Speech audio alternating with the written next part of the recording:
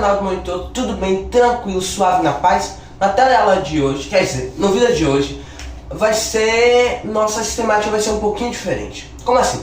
Está estreando mais um novo bloco aqui do canal em 2025, que é o Conversando com o Monitor. Então como é que vai funcionar? São algumas dúvidas que eu vejo recorrentemente, que algumas pessoas vêm me abordar, a gente então vai discutir sobre isso aqui no canal, tranquilo? E o episódio de hoje será sobre metodologia de estudo, porque muitas pessoas vêm me procurar perguntando qual é o meu método, qual é a minha metodologia de estudo. Então é sobre isso que a gente vai falar hoje. Em futuros blocos, em futuros episódios, nós iremos falar sobre quais são os tipos de metodologia que tem aí na praça, quais são os objetivos, os benefícios, mas o objetivo do vídeo de hoje, nossa meta, é dialogar sobre a metodologia que para mim serviu da melhor forma. Então a gente vai ter que primeiramente quebrar um paradigma. Não existe metodologia de estudo perfeita. Não existe. Não existe a formulazinha pronta para tirar 10 na prova. Não existe. Agora existem metodologias específicas dependendo do objetivo que você quer. Então hoje eu vou falar da metodologia que eu achei que pra mim entrou melhor dentro da minha realidade. E aí vocês vão ver se essas dicas vão servir ou não para o seu dia a dia. Tranquilo? Então bora lá. Minha metodologia de estudo, eu peguei as partes que pra mim eram mais importantes de diversas metodologias que eu já tinha estudado um pouquinho, que eu já tinha visto um pouquinho na internet do que eu já tinha estudado. Tranquilo? Mas eles mudam um pouquinho de cada matéria para cada matéria. Tranquilo? Então nosso vídeo de hoje vai ser dividido basicamente em 3 etapas. A primeira etapa a gente vai discutir sobre como é que eu enxergo o estudo de cada matéria, como pra mim deu mais certo o estudo de cada matéria. E teve alguns insights que eu tive até recentemente, etc, que eu acho que tem assim trazido ótimos resultados. Tranquilo? Na segunda parte eu vou falar mais ou menos como é que funciona o meu cronograma de estudo, como é que mais ou menos eu me organizo e por último realmente a formulazinha da metodologia do Monitor. Tranquilo? Então bora lá. Bora com fé, bora com tranquilidade, que o bate-papo de hoje está incrível. Exatas, matemática, geometria, física, álgebra, como é que eu estudo? Primeiramente, para mim a chave para ir bem nas provas de exatas é, acima de tudo, se exercitar o máximo possível e não pular etapas. Como assim? Muita gente acaba esquecendo a parte da teoria na hora de estudar exatas e vai direto para os exercícios. Mas isso é uma furada, meu amigo. Você primeiro tem que ter uma base, porque senão você vai decorar a forma de fazer algumas questões. Quando na prova tiver um pouquinho mais diferente a questão, você vai se embolar todo, porque você não tem uma base sólida. Então é muito importante você começar pela teoria, para entender como é que chegou nesse caminho, principalmente em física, entender o porquê, o como chegou naquela fórmula, o como aplicar. Abre um horizonte de possibilidades para quando chegar na prova, uma questão mais desafiadora, que sai um pouquinho da caixinha do normal, que cai mais no vestibular, esse tipo de coisa, você vai estar tranquilo, porque você sabe, você tem uma base sólida. Então, estudar a teoria, fazer as questões fáceis, são ali as questões que a gente chama de aprendizagem, que é para você solidificar a teoria, como é que funciona, e depois ir para as questões mais difíceis, é muito importante. Então muita gente acaba jogando para o lado, mas assim é importante você começar dos degraus de exatas. Não adianta você querer achar que você vai muito bem na prova, questões difíceis, se você não consegue dominar ainda as questões fáceis. Então começa pelas fáceis e vai para as difíceis. Tranquilo? Outra coisa, quanto mais questões você fizer de exatas, principalmente exatas, mas isso serve para as outras matérias também, mais tranquilo você vai estar para chegar na prova, porque mais possibilidades você viu. Esse método é aquilo que eu te falei, você está com pouco tempo, o que você faz? Por exemplo, está na correção de algum exercício, o que você faz? Você presta atenção em como é feito, não grava assim, x mais y vai dar 25, e depois dividido vai dar tal valor, e depois eu vou jogar para lá e vai dar isso. Não, entenda qual foi a metodologia, como foi o passo a passo. Ah tá, aqui ele fez um sistema, depois ele fez aqui Bhaskara, depois ele jogou aqui uma função, bacana, ele usou essa formulazinha, legal, ele puxou disso daqui. Esse método se desafiar. Então, se você está no nível, se exercitou, está bem no nível acima do que as questões que normalmente caem, na prova você vai chegar e vai falar, gente, que sossego, que tranquilidade, essa questão eu vi quando eu estava estudando, essa questão, eu vi ano passado, não lembro que eu fiz uma questão dessa. Então é muito importante você conhecer qual é o terreno, tranquilo? Então, mais ou menos assim, essa é a minha forma de estudo de exatas. Agora então, bora para biologia e química. Biologia e Química é uma matéria que, na minha opinião, quer dizer, são matérias que, na minha opinião, você depende de, assim, de estar fixando muitos detalhes. E pra mim esse aqui é o que dá o tchan, o que dá a beleza nessas duas matérias. Então, Biologia e Química é você estar muito atento aos detalhes. Normalmente não são provas muito genéricas. Você tem que estar atento, assim, aos detalhes, às minuciosidades, tranquilo? Biologia e Química também você precisa pensar fora da caixinha. Cada vez mais tem questões que fazem com que você tenha que pensar mais. Então você não pode apenas saber a teoria, você tem que saber como aplicá-la, ok? E por último, mas não menos importante, algo que muitas pessoas jogam para debaixo do tapete, que são os experimentos. Você saber o porquê chegou, por exemplo, modelos atômicos, o porquê chegou naquela ideia de modelo, como foi o experimento, ou uma teoria de biologia na prática, dentro de um experimento, é extremamente importante, porque isso cai muito em prova, isso faz você também entender, e dentro de outros contextos que às vezes cai, você está tranquilo que você vai pensar, você vai se lembrar. Eu vi esse exemplo quando eu estava estudando em tal experimento. Então muitas vezes as pessoas ficam mangueando nas aulas de laboratório, nas aulas práticas, às vezes nas práticas que estão no livro, mas o importante é você prestar atenção, que normalmente sempre cai em prova, sempre cai em vestibular, então fique atento, segue a dica aí, que vai te ajudar a virar essa chave com muito mais facilidade. Humanas e artes. Como é que eu estudo para História, Geografia e Artes? Bora lá. Primeira coisa, entender o contexto. Na verdade, o maratonando na História, a gente sempre está comentando de como é que estuda humanas, que é você entender o contexto. Tem aquela frase que eu sempre digo, para você saber por que chegou no resultado, ou vai chegar no resultado, você tem que olhar para trás, você tem que olhar os antecedentes. Então, entender o contexto. Então, em que contexto isso ocorre? Em que contexto ocorreu a Revolução Russa? Por que isso aconteceu? Primeira Guerra, Segunda Guerra Mundial? Por que teve Império aqui no Brasil, depois República? Por que a colônia não começou antes, começou depois? Então você entender o contexto, entender o porquê. Por que chegou em um determinado resultado é muito importante. Então você precisa estar atento nesse prisma que está ao redor. Mas acima de tudo, entender que humanas e artes são matérias que você, às vezes, para você entender, você tem que pensar como ser humano. Por isso que são ciências humanas. Como assim? A gente muitas vezes racionaliza, principalmente história, muito história, que é achando que são apenas, você tem que decorar apenas a decorrência dos fatos, porque primeiro ocorre isso, depois ocorre aquilo. Mas você tem que pensar como protagonista daquela história. Você tem que pensar como realmente um ser humano. Então você tem que sair desse papel muito externo, entrar realmente, por que ele fez isso? Porque a história é lógica, geografia também é lógica e artes também é lógica.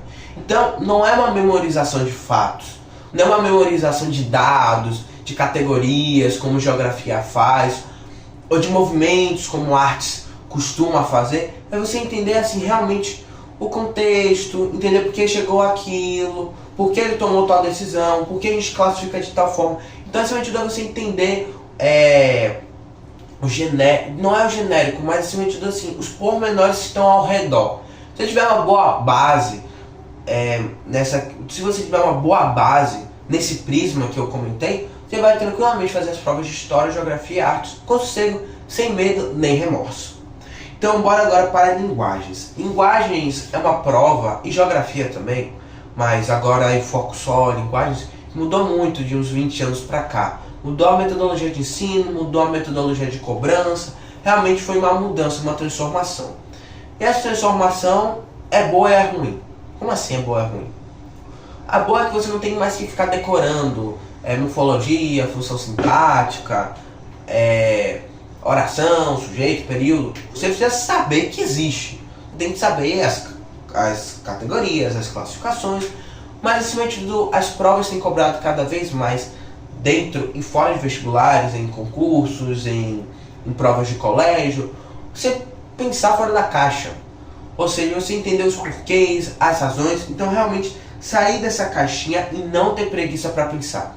Isso é que eu vejo muito acontecendo, que muitas vezes os alunos sabem qual é a teoria, sabem os pormenores, até mesmo sabem realmente muita coisa da língua, da geografia, mas na hora de botar na prática, realmente tem preguiça, mas não é preguiça porque eles falam assim, ah, tô cansado. É porque realmente você tem que fazer um esforço, sair da caixinha, e realmente é cansativo, muitas vezes em provas de longo período, longo tempo. Então realmente cansa.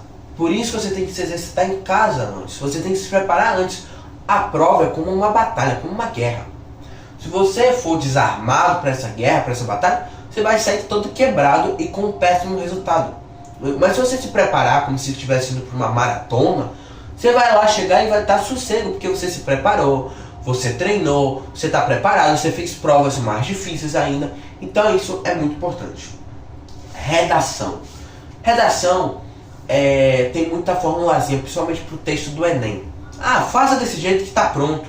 Ah, faça desse jeito da FUVEST, faça desse jeito da Baiana, etc. Gente, acorda pra vida, menino. Como é que redação é que nem matemática? É meio estranho, mas é verdade. A única forma de você aprender é treinando. É importante, se você ver um vídeo, você prestar atenção na aula do professor, da professora, assim, pra pegar as dicas, os macetes, sim. Mas você precisa treinar, você precisa exercitar, porque você só vai achar seus erros treinando. Mas também tem um detalhe, você não pode treinar e deixar na gaveta. E muitas vezes você está fazendo uma redação linda, maravilhosa, impecável, mas tem uma coisa ou outra que dentro daquele molde, que dentro daquela estrutura, que dentro daquelas competências, não cabe também, que você vai ter penalidade, que você vai perder na sua pontuação. Então você tem que treinar, você tem que corrigir, assim, buscar uma forma de corrigir na internet, pela inteligência artificial, que não é o melhor caminho, mas vamos supor, é uma possibilidade, com o professor, com uma professora, com um monitor, para tentar explicar quais são seus erros. Daí a próxima redação que você tiver que fazer, seu foco principal vai ser corrigir aquele específico erro. Daí pronto. Por exemplo, você está com um problema para escrever a conclusão no texto do Enem. Então você resolve ali o problema na próxima redação que você estiver fazendo e você leva para corrigir. Que esse foi o erro mais gritante no último treinamento que você fez. Daí depois você chega lá na correção e ela falou, pô, a conclusão tá ótima, 100%, proposta de intervenção top, mas o desenvolvimento tá pobre, tem que ter mais repertório. Daí você fala, opa, tá certo, eu vou realmente, então eu vou trabalhar isso na próxima redação. E aos poucos você vai crescendo, até o momento que sua redação vai estar impecável, vai estar top, vai estar linda, não vai ter nenhum erro assim de estrutura, de competência. E aos poucos você vai evoluindo, você vai enriquecendo, você vai temperando sua redação. E aí você vai se tornar um excelente aluno de redação. Porque além de você conseguir com maestria todas as competências, principalmente as vinculadas do Enem, você vai estar ainda fazendo um texto lindo, bonito, bonitinho, estruturadinho. Porque você teve tempo de, assim, resolver os problemas urgentes e agora você está aperfeiçoando. Então, treinar. Preferência, assim, faça, por exemplo, tente se reservar a cada uma semana ou a cada 15 dias, o ideal seria uma semana, para fazer uma redaçãozinha. E uma coisa importantíssima, que eu vejo muitos, mas muitos alunos jogando assim pela janela, esse fato que é importantíssimo. Muitos alunos treinam unicamente o texto dissertativo argumentativo do Enem, que eles vão ser cobrados na cabeça deles apenas por esse gênero, por esse tipo de texto. Mas treine também escrever carta, o gênero carta, treine também escrever conto, crônica. Tente, saia da caixinha. Por quê? Porque tem algumas competências, tem alguns quesitos que o texto do Enem não vai fazer você explorar tão bem. E esses outros gêneros que você está treinando, você está se exercitando, vão te dar habilidade em outros quesitos que o texto do Enem não vai dar. Então pronto, você aprendeu algo muito importante do conto, da crônica, da carta. Às vezes tem ideias mais claras, às vezes até mesmo linkar, ser criativo, porque o texto do Enem é um texto extremamente criativo. Ele não é um texto lírico, não é um texto literário, mas ele é um texto criativo. Você tem que pensar, por exemplo, que argumento você vai usar, qual é o melhor, você tem que selecionar ideias. Então você vai aprender esses outros gêneros, notícia, reportagem, textos literários também. Então redação, acima de tudo, é ler muito, porque você vai se habituando a não cometer diversos erros gramaticais. Leia acima de tudo, assim, literatura de qualidade. Então você não leia assim textos truncados, textos assim chatos, você está no seu tempo livre, vai ler alguma coisa assim que vai te edificar, você vai poder usar como repertório no Enem, que vai fazer você ter criatividade de enxergar o mundo. Porque, por exemplo, o texto do Enem não é o único argumento válido, não é apenas você colocar citação de alguém e algum livro, alguma obra da literatura brasileira, por exemplo. Você pode fazer alusão histórica, você pode fazer analogia com uma música. Então, campo de visão, você tem que treinar acima de tudo, especialmente no texto do Enem. E nos outros versos você tem que ser criativo. Para ser criativo você tem que treinar. Você tem que aprender com outros que assim, tiveram mais tempo para treinar, que são os autores, os professores. Então aprenda com eles, preste atenção, seja humilde, ouça as dicas, as opiniões dele. Que redação, se você tiver fé e paciência, se você assim seguir cada dia o seu degrau, com as dicas que eu dei, com certeza você vai ter um desempenho no final do ano maravilhoso e impecável. Top?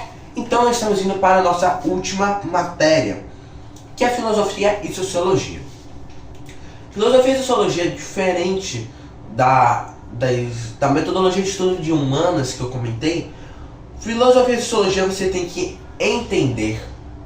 Você não pode decorar, você realmente tem que entender.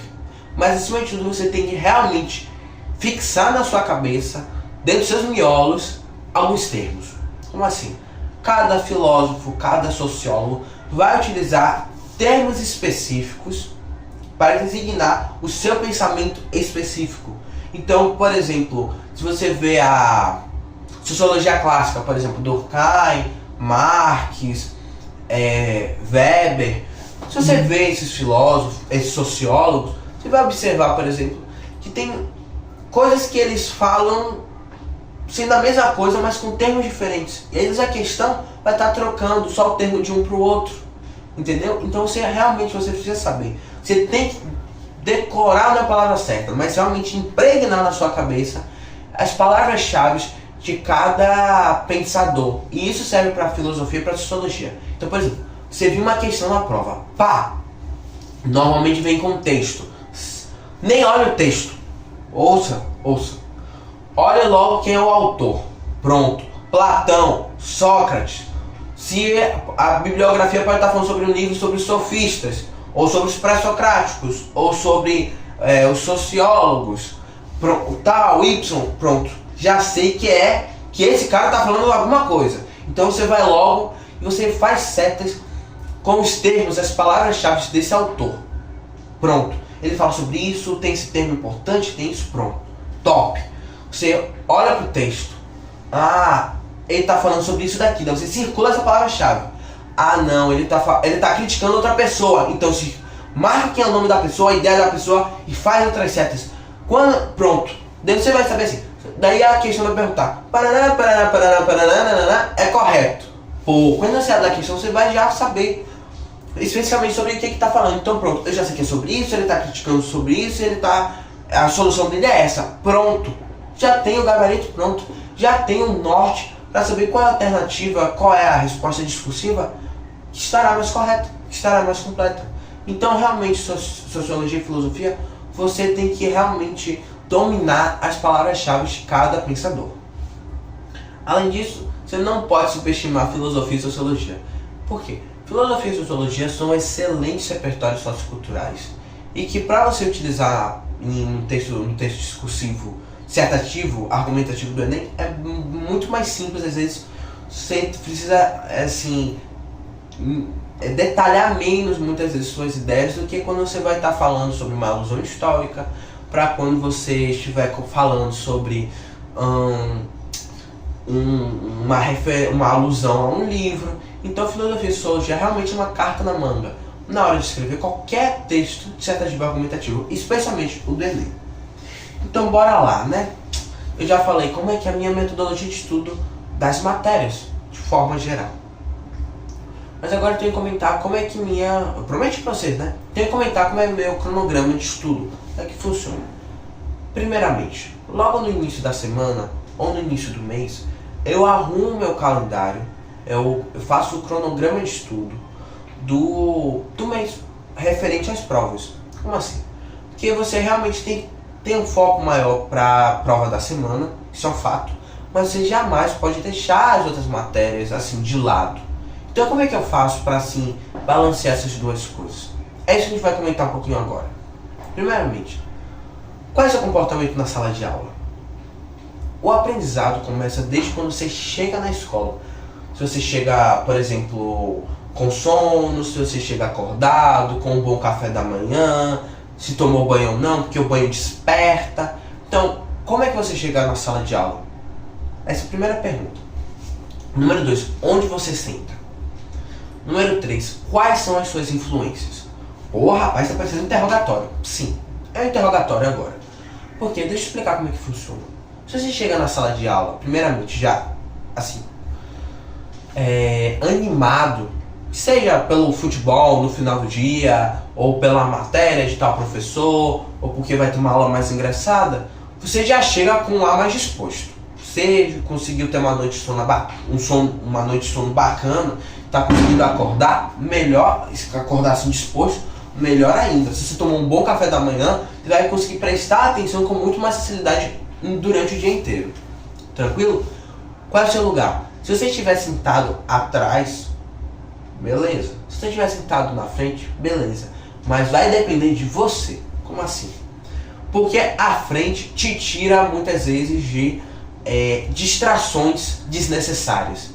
Se você conversar, se você tentar se distrair, o professor sempre vai estar ali na frente para chamar a sua atenção. Mesmo que você não perceba. Sempre ali, o objeto que você está mais observando é o professor. Você está ali, olhando para frente. Agora, quando você senta para trás, normalmente o professor não consegue assim ter um poder, ou não consegue assim avaliar, não consegue observar com tanta atenção, com tanta facilidade quanto os alunos da frente. Então você, mesmo não querendo, mesmo não sendo seu objetivo, você acaba ficando mais desleixado, mais relaxado.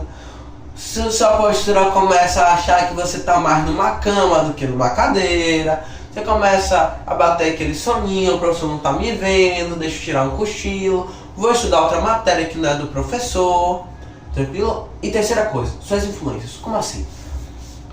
Seus amigos, os amigos verdadeiros vão querer o seu bem. Esse é o primeiro ponto. E muitas vezes, as pessoas que estão ao seu redor, querendo ou não, por querer ou não, acabam tirando sua atenção. Isso às vezes está mais... Porque, por exemplo, às vezes essa pessoa consegue prestar mais atenção do que você. Consegue voltar ali o foco, o fio da meada, com mais facilidade. Então, as pessoas que estão ao seu redor, principalmente no momento da sala de aula, no momento realmente da aula, é crucial para o seu desempenho.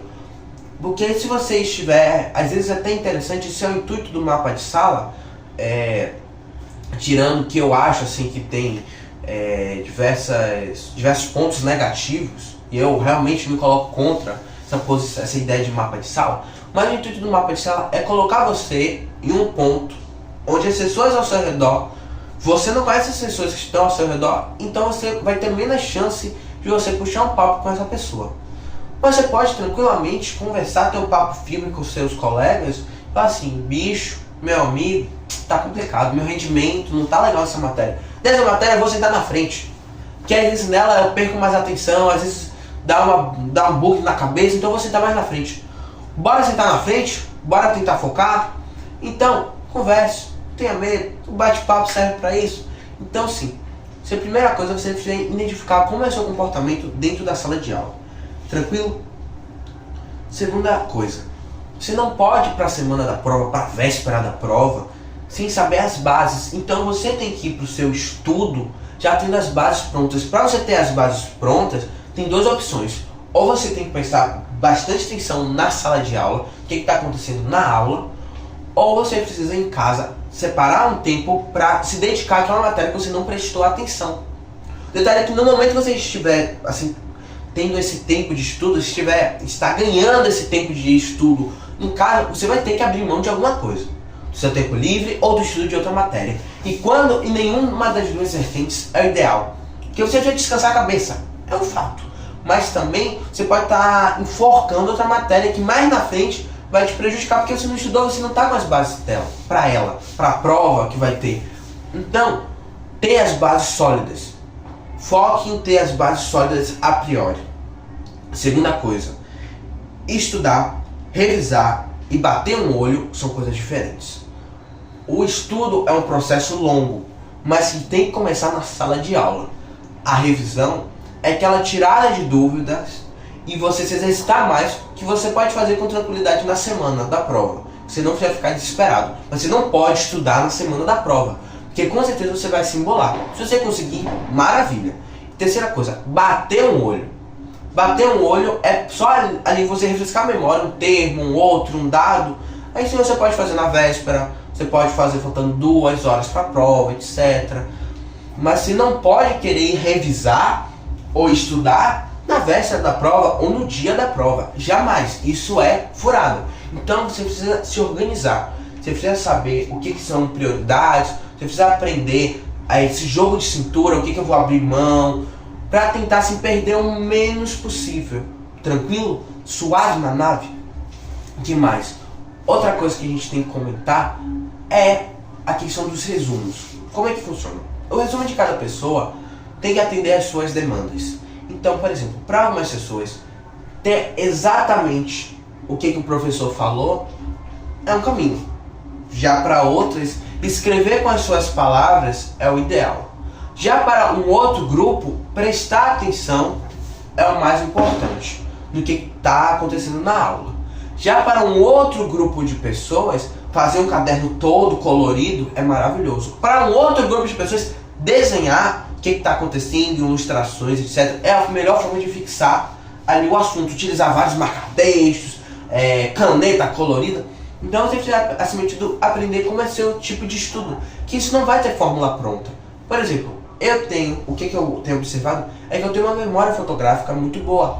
Muitas vezes até melhor do que a memória do que acontece na sala de aula, na fala do professor. Então, para mim, ter um caderno colorido, com ilustração, um livro marcado com anotações ao lado, para mim facilita.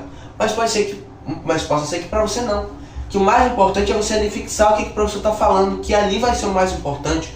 Ou você prestar atenção lendo, outras sessões escrevendo. Você tem que saber qual é a melhor forma de estudo para você. Quais são as áreas que você realmente tem mais dificuldade? Qual é a melhor forma de você conseguir se adaptar, ok? O que mais a gente precisa falar? Acima de tudo, nós precisamos valorizar os desafios e as tarefas de casa. Como assim? A tarefa de casa é aquele momento que você vai perceber, entra no mesmo pacote de fazer o máximo de exercícios possíveis. Se você fizer dever de casa, tarefa, conseguir se organizar para isso, mas para fazer assim um negócio bonitinho, bem feito, esse vai ser o momento que você vai perceber que esse assunto eu tenho dúvida. E para eu responder, eu vou ter que estudar esse assunto. Então, inconscientemente, fazer tarefa de casa bem feita é estudar. O estudo não é aquilo que eu falei, aquele bater o olho, aquela risada na véspera. Não, estudo é um processo que é feito de degraus. Se você quiser pular um degrau, logo 5 degraus, que é o patamar da prova, você vai ter muita dificuldade, você vai sentir muita dor. Você não consegue pular assim, pronto, decidi pular, vou pular 5 degraus. Não é assim, você pula um. No dia seguinte você pular um de novo, no outro você pular 2, no outro você pular 2 de novo, no outro você pular 2, para alguns dias depois você conseguir pular 5 degraus direto. Então isso é um processo. Igual uma plantinha crescer. A planta não cresce da noite para o dia. É um processo que precisa ter paciência. Tem muitas vezes que você vai semear assuntos de um ano que você só vai conseguir pegar, você só vai conseguir realmente pegar os frutos no ano seguinte, daqui 2 anos, daqui 3 anos, ok? Então, e os desafios? Então, se você tem a oportunidade de fazer uma Olimpíada educativa, as Olimpíadas do Saber Quem Chama, um projeto diferente na escola, um debate, um seminário, se teste, preste atenção. É um momento de você se desafiar em alguma outra área, exercitar uma outra parte do seu cérebro. Então não jogue de lado os desafios, que você às vezes aprende com os desafios de uma forma muito mais leve, porque você não está sendo cobrado. Não vai ser nenhuma nota que depende da sua vida. Brincadeira, tá? Que nota não tem? Você não depende de uma nota para viver. Isso é algo também importante. Você vai aprender a entender que você é humano, todos nós somos humanos. Então tem momentos sim que você vai acabar vacilando um pouquinho, às vezes tem uma prova que realmente está mais difícil, tem um dia que você não dormiu direito, e isso é algo importante que a gente tem que comentar. O estudo ele não pode ser medido por uma nota, e isso é um grande erro do nosso sistema, que a gente acha que nosso melhor desempenho vai ser tirando 10 na prova, e pronto, esse é o nosso trabalho, essa é a nossa função, tentar tirar 10 na prova, ou ficar na média. Que tudo depende de um valor. Essa é a questão toda. Não é se é 10, se é acima da média, se é na média. É que tudo depende de um valor. Então você só se prepara para aquele valor. O que eu enxergo que é o mais diferencial da metodologia de estudo do monitor é entender que o que você está fazendo, que é estudar, é para você. O estudo é para você. Ou seja, os resultados futuros que você vai conseguir obter, vou botar numa ótica bem materialista, você passar na faculdade que você quer, tal curso, uma ótima nota no Enem, vai ser para você, não vai ser para os seus pais, não vai ser para os seus professores, não vai ser para ti, o cachorro, o papagaio, o hamster, vai ser para você. E o que acontece é que muitas vezes a gente só quer ali uma nota para passar. A gente não pensa, porque realmente a gente ainda não tem essa maturidade toda, mas a gente não enxerga ao final do percurso como é que vai ser, até chegar lá. Então a gente só quer um valor para se livrar logo do valor da matéria, do curso, do ano, pronto, acabou, tô livre. Gente, vocês vão ser cobrados depois com esses saberes, com esses conhecimentos, vocês não vão conseguir. Você, ninguém tem capacidade de conseguir aprender tudo no terceiro ano, de conseguir revisar tudo ou fazer bem. Então as bases são importantes, o estudo é um processo. Então, quanto mais cedo você virar essa chave, você está estudando para você, que é um conhecimento que não vai ser tirado de você se você estudar bem, se você estudar direito, se aquela nota vai ser realmente para você, que ali é um desafio, que ali é realmente um momento para você crescer, que o estudo vai conseguir abrir portas, possibilidades melhores para você, melhor sair dessa ótica materialista, do superficial, do básico, ou até mesmo de que eu só preciso de uma nota. Porque tem muito aluno bom que está em busca só do 8, do 9, do 10. Tem muito aluno, mais ou menos, que está em busca só da média, que está em busca só de não ir para a recuperação no final do ano. Esses dois grupos vão acabar enveredando no caminho errado, que é apenas buscar os resultados.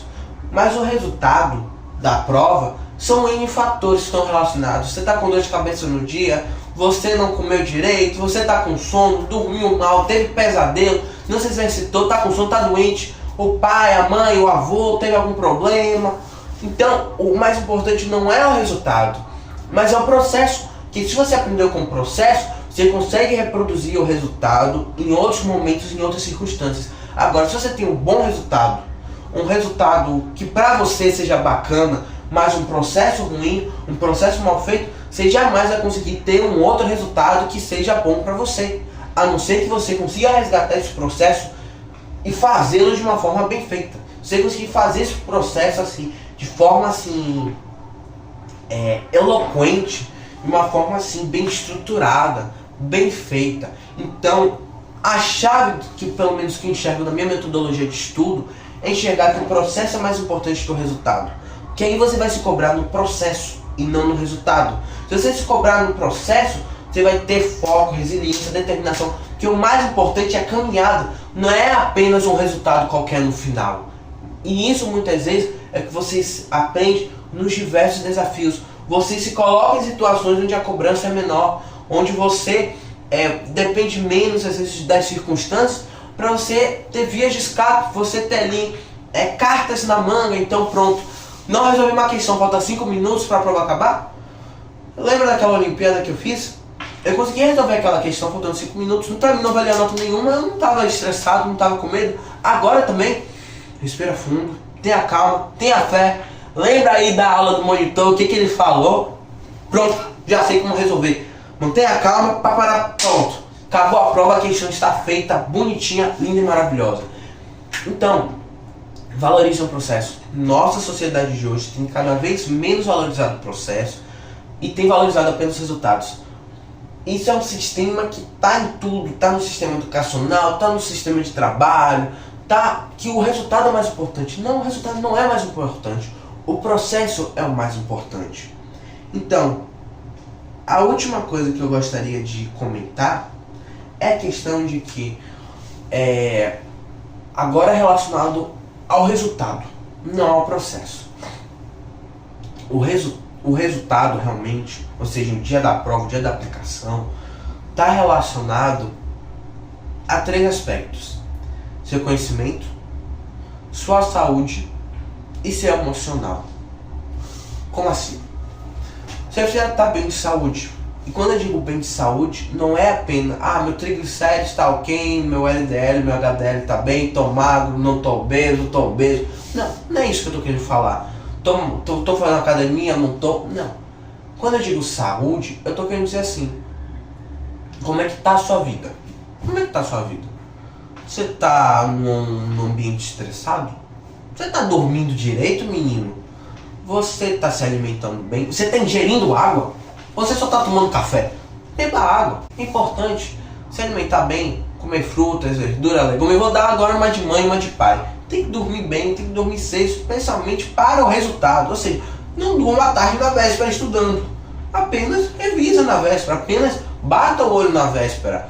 Senão você vai se desesperar na véspera e no dia.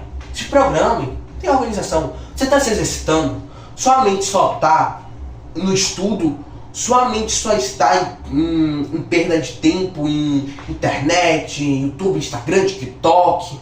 Ou você assim, está se exercitando, está arejando a cabeça, está fazendo um passeio na praia, um passeio no shopping, está conversando, está sentindo um bate-papo com os amigos. A vida, esse é o desafio da vida, encontrar o equilíbrio. Então não pode ser nenhum caminho de vida voou, eu vou ficar na cama, a não ser que isso realmente seja o seu objetivo, você esteja tranquilo com isso. Mas a vida não pode ser nem esse 8 nem esse 80. Não pode querer assim acelerar tanto o carro a ponto de fundir o motor. E ao mesmo tempo também você não pode nem dar manutenção no carro. Você tem que manter o equilíbrio. Então como é que está a sua saúde? Quando eu digo saúde, estou querendo dizer principalmente a parte assim, sua parte física. Porque emocional é o segundo pilar do nosso estudo, do nosso fluxograma. Como é que está a sua cabeça? Como é que está? Tá respirando? Tá tranquilo? A prova te dá calafrio, te dá tremedeira? Você tá suave? Trabalhe seu emocional naqueles desafios que eu comentei. Nos momentos você pode se desafiar com menos dor de cabeça, com mais tranquilidade. Então, como é que tá sua cabeça? Como é que tá suas relações com as pessoas? Você tá com algum problema mal resolvido? Bora alinhar isso. Que às vezes eclode no meio da prova. Bate aquele desespero, a adrenalina sobe. Então, como é que tá a sua cabecinha? Bora avaliar isso com calma. Como é que tá, acima de tudo, além do emocional, como é que estão os seus propósitos? Porque se você quer um propósito, quer um objetivo alto, seu processo também tem que ser alto. Seu processo, seu rendimento vai ser muito mais difícil. Ser campeão mundial, que é as Olimpíadas, é muito mais difícil do que ser campeão regional, do que ser campeão numa provinha fácil aí.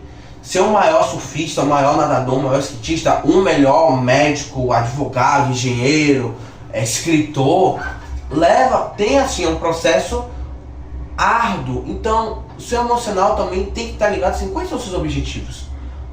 Se você tem objetivos fáceis, seu processo vai ser fácil. Mas se você tem objetivos elevados, difíceis, seu processo vai ser mais difícil. Mas não é numa ótica ruim, só vai ser mais árdua, mas também o resultado vai ser mais glorioso. Mas existem diversos métodos para tornar esse processo mais tranquilo.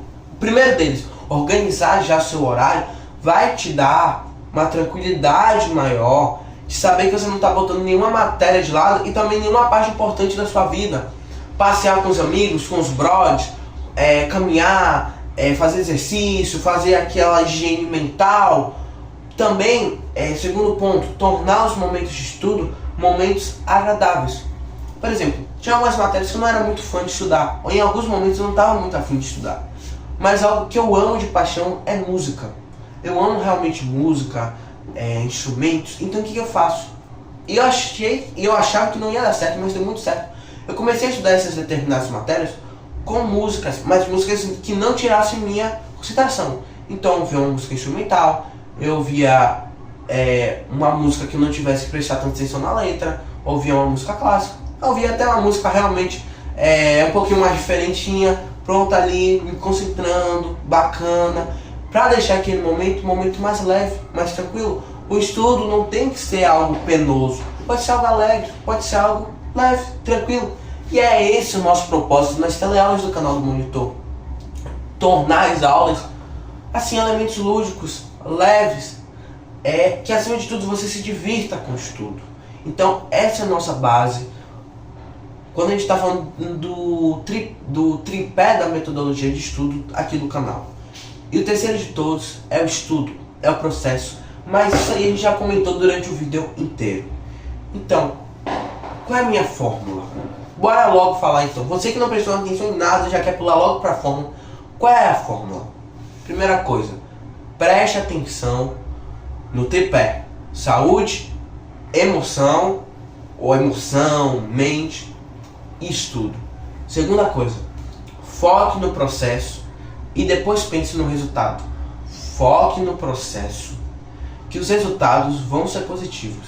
Ou se não for positivo um dia, em todos os outros dias vão ser positivos. Ok? Terceira coisa, torne o estudo um momento leve, um momento lúdico, um momento bacana. Se você acha que estudar com os outros ao seu redor, com amigos, etc. é legal, então faça isso. Se é na varanda da sua casa, então estude na varanda. Ok? Quarta coisa, o estudo é um processo. E esse processo começa desde o momento que você acorda até o último dia antes das férias. Quinto ponto, desafie as diversas áreas do seu cérebro.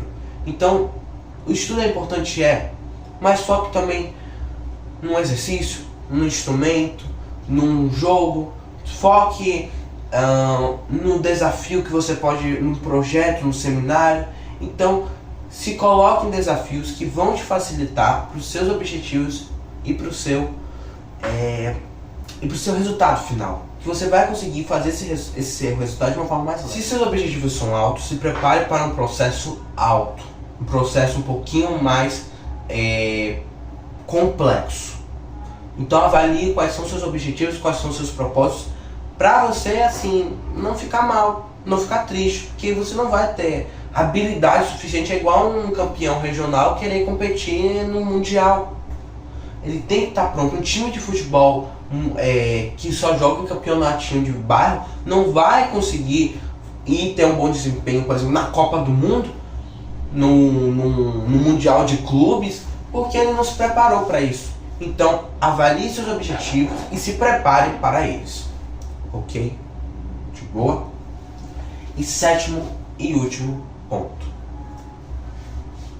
Vire a chave no estudo. Como assim? Você está estudando para você, não é para os outros. O processo e o resultado vão ficar para você. Quanto mais cedo você entender que o estudo você está fazendo para você, mais tranquilo será esse processo. Gente, se vocês gostaram do vídeo de hoje, do objetivo do canal, do projeto, do novo bloco que é Bate-Papo com o Monitor, deixa o like, se inscreva no canal, aperte no sininho e compartilhe, para que cada vez mais nossa sala de aula cresça. Então galerinha, até a nossa próxima teleaula.